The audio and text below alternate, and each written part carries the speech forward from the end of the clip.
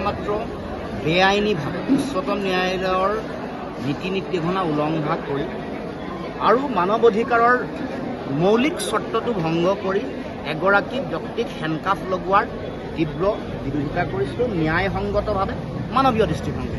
গতিকে এই সম্পৰ্কত গোটেই বিষয়বোৰ আইনী মেল পাছত থকাৰ কাৰণে বাকী কথা বতৰাবোৰ মই এতিয়া বক্তব্য ৰখা নাই। কিন্তু যোৱাকালিৰ পৰা যিবোৰ কথা চলি আছে সেইবোৰ কথা মই ভাবোঁ যে শুভ লক্ষণ নহয়। কি কথা কি বতৰা এইবোৰ স্পষ্ট হোৱা দৰকাৰ আৰু মানুহৰ মাজত সৃষ্টি হোৱা জাতীয় চেতনা আৰু জাতীয় আৱেগ সন্মান কৰি সকলোৱে কাম কৰিব লাগে। এইটো হ'ল মোৰ মনৰ কথা। এইবোৰ সম্পৰ্কত মই একো ক'ব খোজা নাই। সময়ে সকলো কথা ক'ব আৰু জাতিক বিশ্বাসঘাতকতা প্ৰতাৰণা কৰিলে জাতিয়ে ইয়াৰ উচিত শিক্ষা দিব, বিচাৰ কৰিব জাতিয়ে। সময় অতি নিষ্ঠুৰ।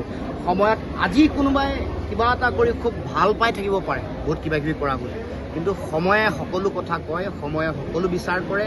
ভাল বেয়া ন্যায় অন্যায়, জাতিৰ সংকটৰ সময়ত সুবিধাবাদী স্থিতি গ্ৰহণ কৰা, জাতীয় প্ৰশ্নত পিঠি দিয়া বা জনগণৰ ভাৱাবেগ জাতীয় আৱেগক বুঢ়া আঙুলি দেখুৱাই ভৰিৰে মোহাৰি যেতিয়াই কোনোবাই কাম কৰিছে তেওঁ উচিত শিক্ষা পাইছে, জনগণে দিছে আৰু সময় দিছে।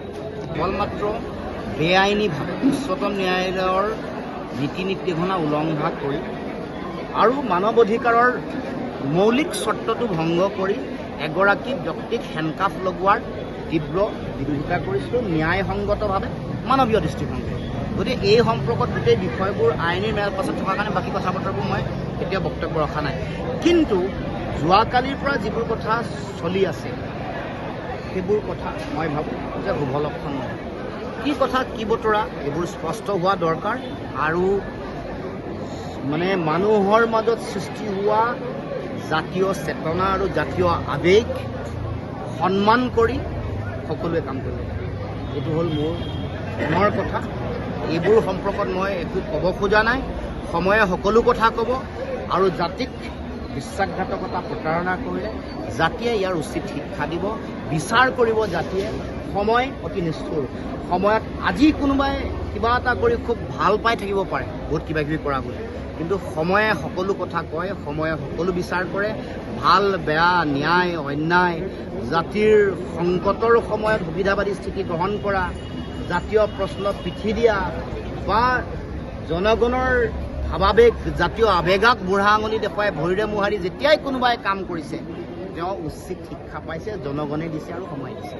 কেৱলমাত্ৰ বেআইনীভাৱে উচ্চতম ন্যায়ালয়ৰ নীতি নিৰ্দেশনা উলংঘা কৰি আৰু মানৱ অধিকাৰৰ মৌলিক চৰ্তটো ভংগ কৰি এগৰাকী ব্যক্তিক হেণ্ডকাফ লগোৱাৰ তীব্ৰ বিৰোধিতা কৰিছিলোঁ ন্যায়সংগতভাৱে মানৱীয় দৃষ্টিভংগী।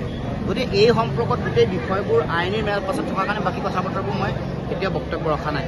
কিন্তু যোৱাকালিৰ পৰা যিবোৰ কথা চলি আছে সেইবোৰ কথা মই ভাবোঁ যে শুভ লক্ষণ নহয়।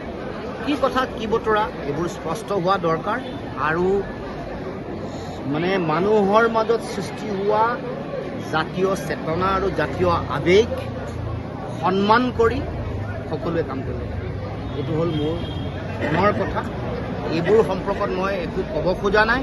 সময়ে সকলো কথা ক'ব আৰু জাতিক বিশ্বাসঘাতকতা প্ৰতাৰণা কৰিলে জাতিয়ে ইয়াৰ উচিত শিক্ষা দিব, বিচাৰ কৰিব জাতিয়ে। সময় অতি নিষ্ঠুৰ। সময়ত আজি কোনোবাই কিবা এটা কৰি খুব ভাল পাই থাকিব পাৰে বহুত কিবা কিবি কৰা বুলি, কিন্তু সময়ে সকলো কথা কয়, সময়ে সকলো বিচাৰ কৰে। ভাল বেয়া ন্যায় অন্যায়, জাতিৰ সংকটৰ সময়ত সুবিধাবাদী স্থিতি গ্ৰহণ কৰা, জাতীয় প্ৰশ্নত পিঠি দিয়া বা জনগণৰ ভাৱাবেগ জাতীয় আৱেগক বুঢ়া আঙুলি দেখুৱাই ভৰিৰে মোহাৰি যেতিয়াই কোনোবাই কাম কৰিছে তেওঁ উচিত শিক্ষা পাইছে, জনগণে দিছে আৰু সময় দিছে।